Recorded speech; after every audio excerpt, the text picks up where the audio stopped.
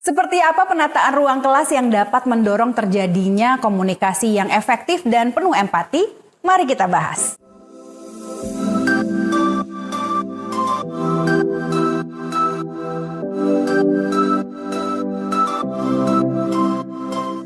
Halo Bapak dan Ibu, bertemu lagi dengan saya Vena Anissa. Lingkungan tempat belajar yang baik juga memiliki peran penting dalam mendukung komunikasi efektif dan empati.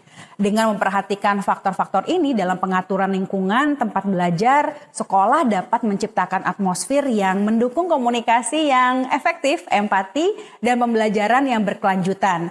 Lingkungan yang ramah dan mendukung dapat membantu membentuk karakter siswa, mempromosikan kolaborasi yang baik, dan meningkatkan kualitas interaksi di antara semua anggota komunitas pendidikan. Saya ingin bercerita mengenai contoh konsep penataan ruang kelas yang mempertimbangkan hal-hal yang tadi saya sebutkan dalam program transformasi pembelajaran inovatif yang merupakan kerjasama HP Indonesia dengan Kemendikbudristek. Ada salah satu pilar yang disebut ruang belajar inovatif. Suatu ruang belajar inovatif memiliki 4 zona Bapak dan Ibu. Setiap zona dirancang untuk merangsang proses berpikir yang berbeda. Dengan memvariasikan tata letak perabotan kelas, duduk bisa bebas sendiri, duduk bersama, duduk berhadapan, duduk berkumpul, berdiri, dan lain-lain. 4 zona ini adalah zona berpikir, zona kolaborasi, zona pembentukan, dan zona presentasi. Mari kita bahas zona ini satu persatu ya. Yang pertama adalah zona berpikir. Zona ini dirancang untuk memaksimalkan proses murid membaca bahan belajar, riset, diskusi. Nah, saat mulai belajar, kita biasanya cemas karena merasa tidak mengerti apa-apa. Ini mengapa di zona berpikir, murid bebas bergerak.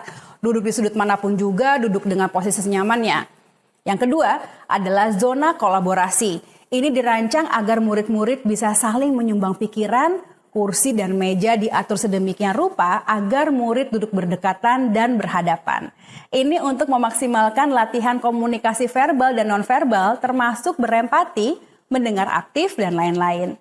Ketiga adalah zona pembentukan, dirancang agar murid bisa bekerja mandiri maupun berkelompok di bilik mereka masing-masing.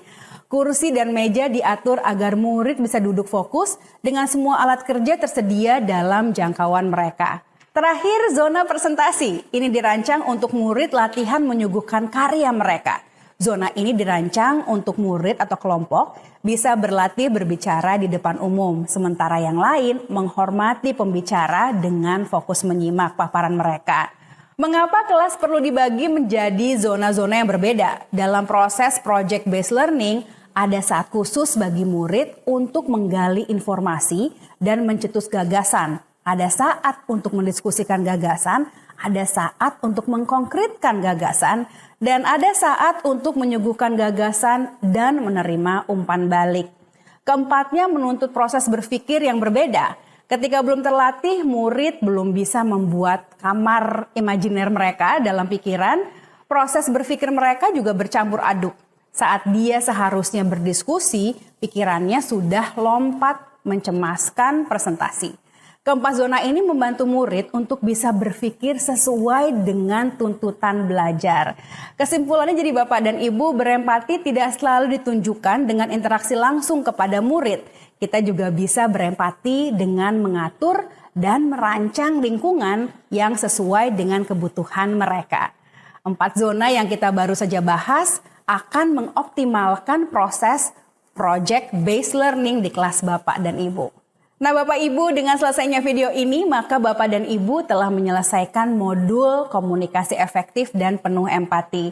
Terima kasih banyak atas semangat dan antusiasme Bapak dan Ibu. Semangat untuk mengikuti modul selanjutnya terkait digital literasi. Saya Vena Anissa pamit undur diri dan semangat guru.